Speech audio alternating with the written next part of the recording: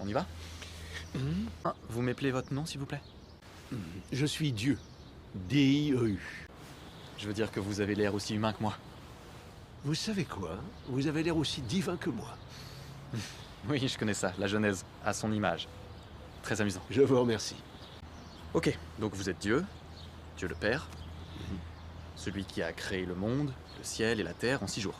Oui, mais après, j'ai dû me reposer. Eh bien, beau boulot. Merci beaucoup. Dites-moi votre âge. Le temps n'a pas la même signification pour moi que pour vous. Je veux dire que j'existe en dehors du temps. C'est moi qui ai créé le temps, après tout. D'accord. Vous voulez que je vous demande Me demandez quoi? une preuve? Une preuve que vous êtes celui que vous prétendez. Oui, une preuve. Dites-moi, Paul, quand vous priez, vous demandez à Dieu une preuve qu'il vous écoute vraiment? Non, bien sûr que non. Alors qu'est-ce que je peux dire à ceux qui disent que vous n'existez pas? Dites-leur que je les comprends. Mais ce qu'ils peuvent voir du monde est très limité. Et parfois, il n'y a pas à chercher plus loin.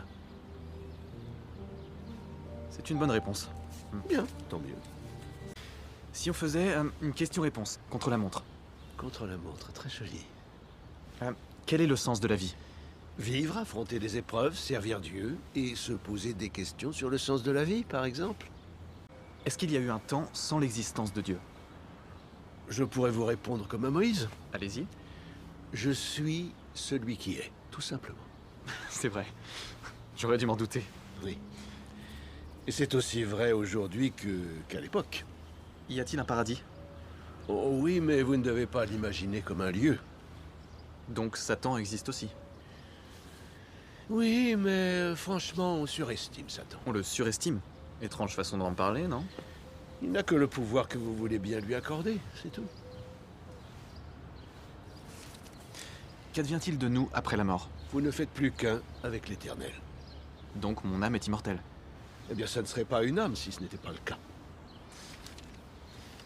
Est-ce qu'un athée peut avoir des valeurs morales? Mais oui, bien sûr.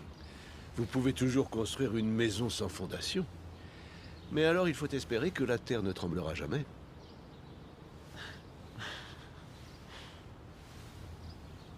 Est-ce que Dieu est amour? Il ne s'en vante pas, mais oui, absolument. Combien font 2427 fois 648? 1 572 696.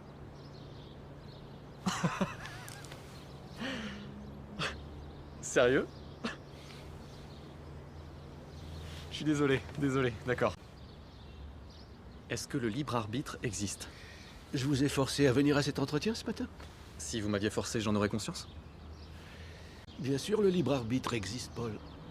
Et tout le monde sait que c'est vrai. Toutes les bases de l'humanité reposent sur l'existence du libre arbitre. Essayez de vous présenter devant un juge après avoir commis un crime. Dites-lui que c'est la volonté de Dieu et on verra bien ce qui se passera pour vous. Alors, est-ce que pour autant l'homme fait toujours appel à son libre arbitre? Bien sûr que non. De même qu'il est inutile de l'utiliser pour faire repousser une jambe amputée. Donc on galère et Dieu nous dit « Eh mon vieux, c'est pas ma faute !» Non, non. Il faut que vous compreniez que ma volonté et le libre arbitre des humains ne sont pas contradictoires, qu'ils ne sont pas deux versions de la même chose, mais qu'ils s'accordent parfaitement tous les deux. Je les ai conçus comme ça. Oui, mais si je ne sais pas où commence l'un et où l'autre s'arrête, vous voyez mon problème? Oui, je crois que je comprends. Vraiment. Est-ce que le problème est que vous doutez des desseins de Dieu, Paul, ou alors que vous n'avez pas confiance en vous? Oh, très fort.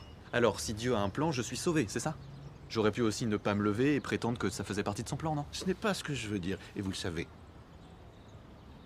Très bien, regardez ça. Un jeu d'échecs. Les pièces interréagissent, il y a des règles. On prend des pièces et on en donne. Mais deux pièces ne peuvent pas être sur la même case en même temps. C'est pareil pour vous et moi. Les gens font des choix. Et ces choix ont des conséquences. Et si vous deviez connaître ma volonté avant d'oser prendre la moindre décision, comment est-ce que vous feriez? Je crois que vous seriez paniqué tous les matins sans réussir à choisir de vous brosser les dents de haut en bas ou de gauche à droite. Vouloir connaître la volonté de Dieu serait une perte de temps? Non, pas du tout. Je suis juste en train de vous dire ce que vous savez déjà, Paul. Vous devez faire vos propres choix et les assumer pleinement sans vous soucier de qui vous a poussé à les faire. D'accord.